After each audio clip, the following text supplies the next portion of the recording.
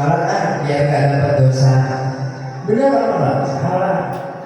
Salah. Nah, jadi sholat yang kita lakukan di dalam keseharian kita itu memiliki dua gambaran. Tapi dua gambaran. Yang pertama ada gambaran yang zahir. Apa itu gambaran yang zahir? Gambaran yang tampak. Contoh, ketika kita sedang melaksanakan sholat, kita baca Fatihah, itu zahir. Kita diri, kita ruku, kita sujud, kita duduk, itu zahir terlihat. Baca Fatihah, Bismillahirrahmanirrahim, ini orang lagi sholat, tahu kan? Itu yang zahir. Ketika kita sholat, yang zahir pasti terlaksana. Gambaran yang kedua itu adalah hakikatun batinah. Hakikat yang batin, yang adanya tidak terlihat. Jadi ada yang zahir, ada yang batin. Yang zahir itu yang tampak, terlihat. Adapun yang batin ini yang sulit. Gak semua orang bisa melaksanakannya. Gak semua orang bisa memperagakannya. Yang batin.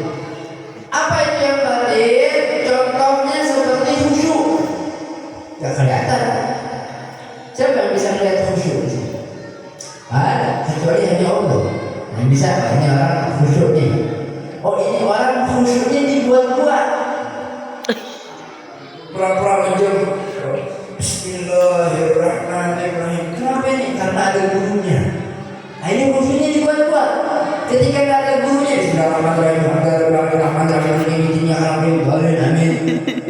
ini khusyuknya dibuat-buat. Sehingga yang tahu mana orang yang sholat khusyuk atau tidak itu hanya Allah dan kita.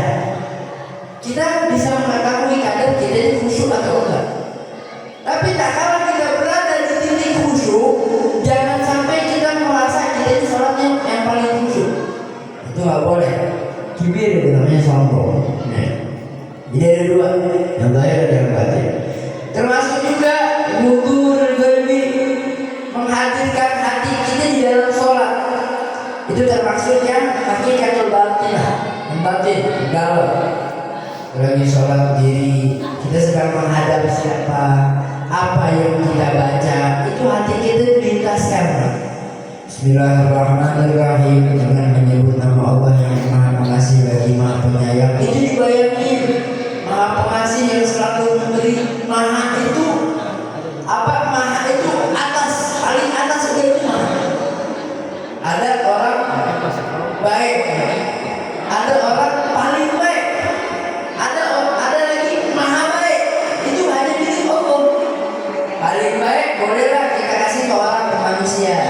Orang baik bisa diartikan untuk manusia. Paling baik, oh ini paling baik di pondok. Oh ini paling rajin di majelis. Oh ini paling royal. Oh ini paling jahat. Paling itu untuk manusia, masih derajatnya untuk manusia. Tapi kalau udah Maha, itu derajatnya khusus buat Allah Subhanahu wa Ta'ala. Kalau orang paling baik, ada saatnya dia nggak baik. Tapi kalau namanya udah zat yang Maha baik, nggak ada saatnya dia buruk. Nggak ada lawan kata daripada Maha baik. Untuk Allah Subhanahu wa Ta'ala itu bayangin, kita sering maksiat, sholat kita masih campang-camping, tapi masih Allah kasih kita izinkan untuk bernafas. Maha Pengasih, Maha Penyayang, masih kita diberikan makan, masih kita diberikan nikmat. Itu hadirkan Pak dalam hati kita.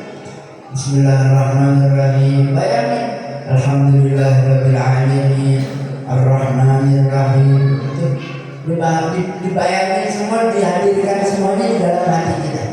Nah, ini perkara yang seperti ini adalah perkara yang bisa mendorong agar sholat kita menjadi sholat yang khusyuk.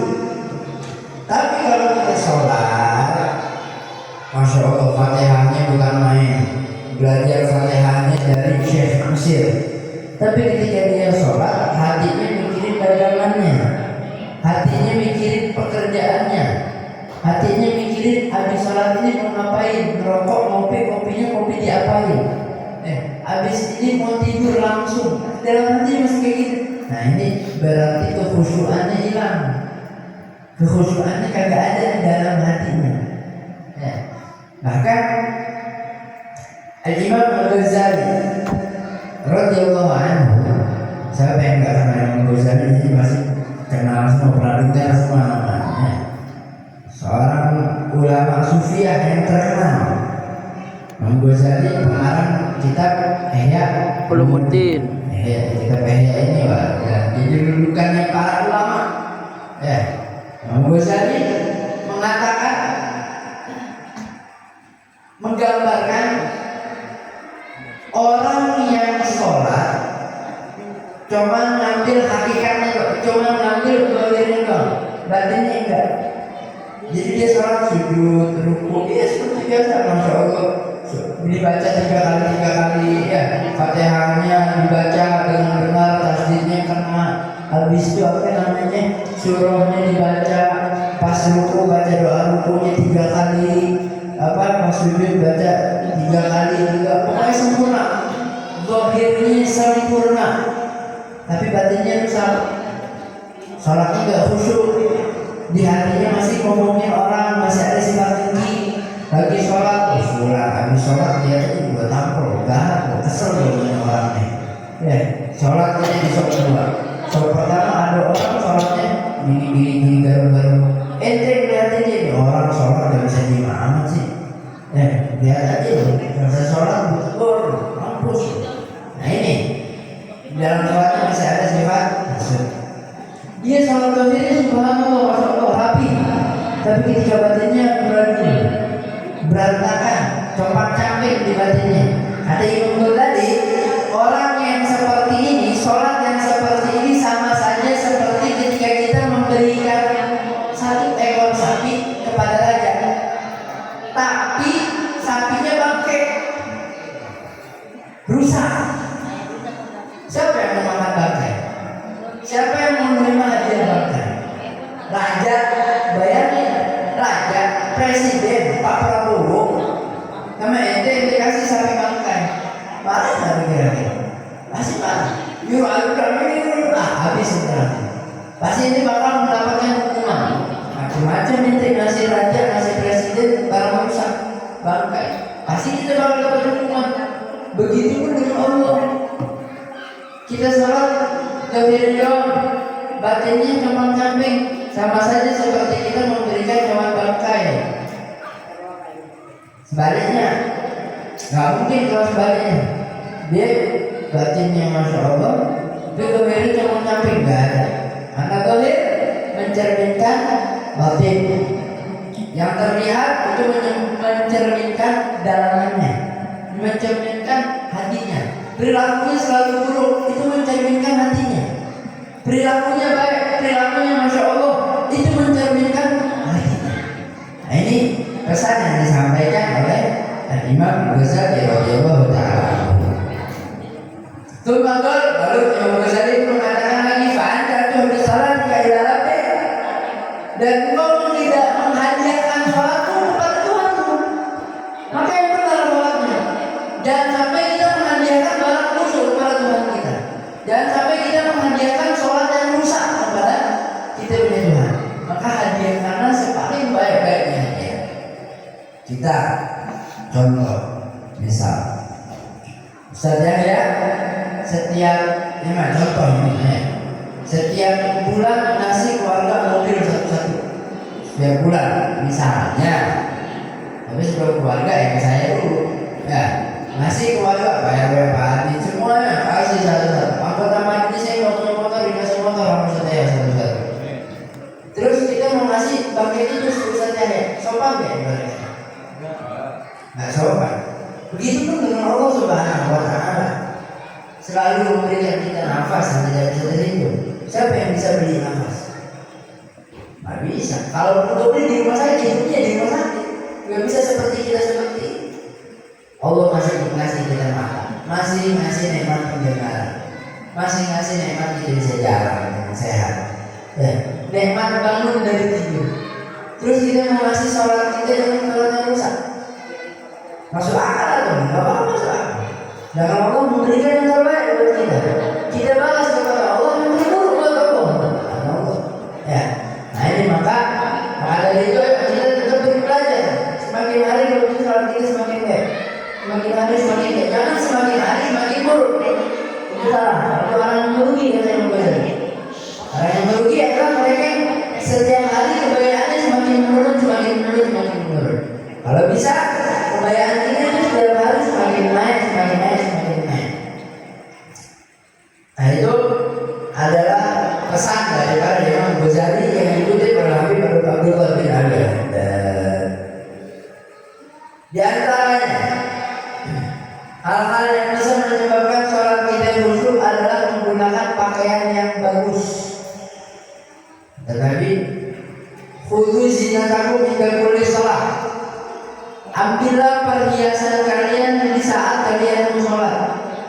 Sholat pakai pakaian yang terbaik. Pakai cincin yang termahal pakai. Ibu-ibu yang punya emas, punya gelang di mana-mana pakai ketika sholat. Mengkena beli yang mahal. Biar apa? Biar itu menjadi salah satu penyebab sholat kita khusyuk. Mungkin di antaranya peci kita itu aja sholat.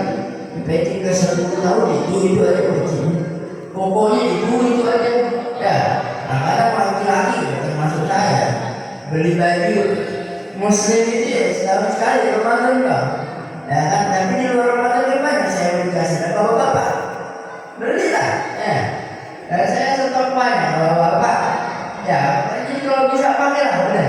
Wah ibu-ibu masya Allah Pak. Setiap pengajian satu beda-beda bajunya. Subhanallah. Masa sholat cuma satu makanan? Ya kan?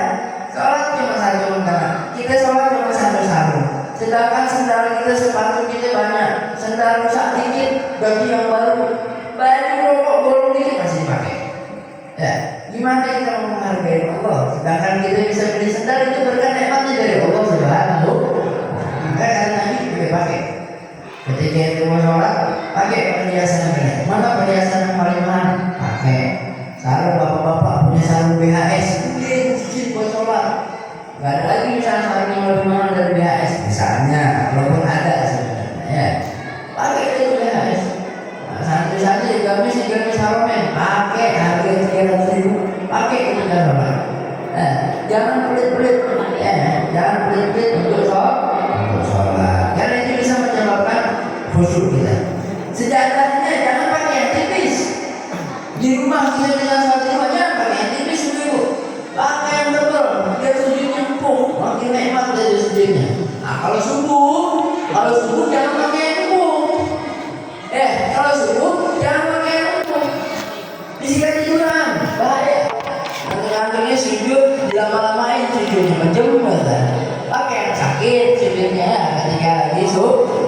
Nah kita dulu waktu di Hadramut atau di Palembang itu subhanallah ngantuk berat. Tidur jam 1 harus bangun jam 3. Udah gelar turidah 3 biji. Saya 3 biji jadi sejadah bersalah. Malah ini. Memang betul apalagi kalau untuk ditidurin. Tapi alhamdulillahnya enggak tiduran. Tidur batal ya. Kalau tidur batal. Dalam hadis lain Nabi Muhammad SAW mengatakan at-tuhur miftahus shalah. Bersuci itu adalah kuncinya sholat. Jadi ketika kita mau sholat, kita harus punya kuncinya. Kita harus bersuci dulu. Suci dari mana? Dari hadas kecil ataupun hadas besar. Hadas kecil yang mewajibkan wudu, hadas besar yang mewajibkan mandi. Suci di pakaian kita harus suci juga. Di badan kita harus suci juga. Di tempat sholat kita harus suci juga. Jangan sampai sejadah kita kena najis. Atau kain kita atau celana dalam kita kotor. Misalnya ada orang laki-laki contohnya, misalnya laki-laki buang air kecilnya berdiri. Selesai buang air kecil ditutup, dipakai lagi celananya. Itu dia jalan beberapa langkah tanpa dia sadari itu netes lagi. Itu kalau kencingnya karena berdiri. Tapi kalau kencingnya jongkok aman dengan cara-cara syariat yang telah diajarkan. Tapi kalau perempuan Allah. Ya kalau perempuan Allah.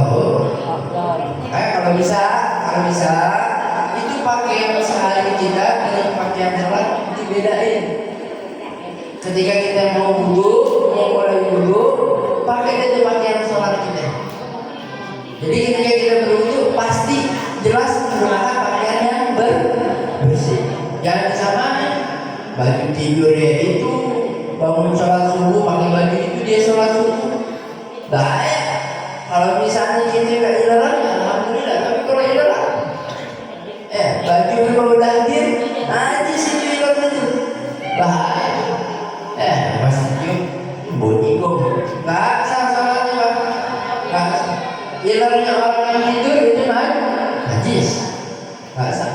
Makanya baju tidur itu khusus, baju main itu khusus, baju sholat itu khusus. Jangan digabung-gabungin. Lagi ibu-ibu ngomong sama suaminya, beliin aku baju aku habis pak, buka 2 kelompok baju perempuan semua. Bingung mau apa acara kalau punya baju itu baju seluruh itu baju siapa ya? Bapak-bapak juga jangan pelit-pelit sama pakaian. Kalau untuk sholat pakai deh pakaian kita yang paling bagus pakai. Kalau nggak ada kumpulin duit usahain beli gamis yang mahal buat sholat, bukan buat pamer.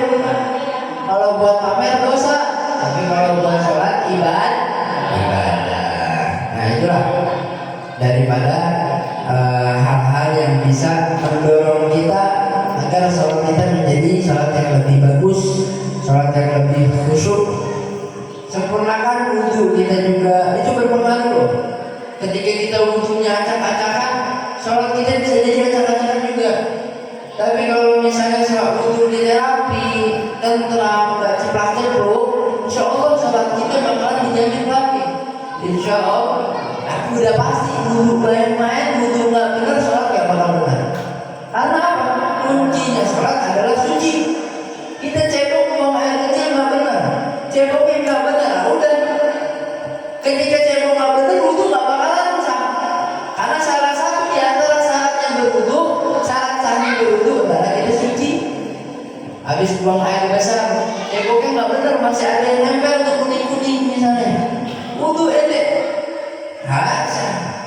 Ibu-ibu mandi kan, pas selesai mandi masih ada lagi keluar, ibu nggak tahu nih, masih ada lagi keluar darah sedikit atau segaris biasanya kan, segaris keluar, wudhu salatnya. Nah itu perlu diperhatikan kembali buat kita semua, termasuk buat saya pribadi, umumnya buat antum semua. Mungkin hanya ini aja yang bisa kita sampaikan, kurang lebihnya mohon maaf. Bila itu Assalamualaikum warahmatullahi wabarakatuh.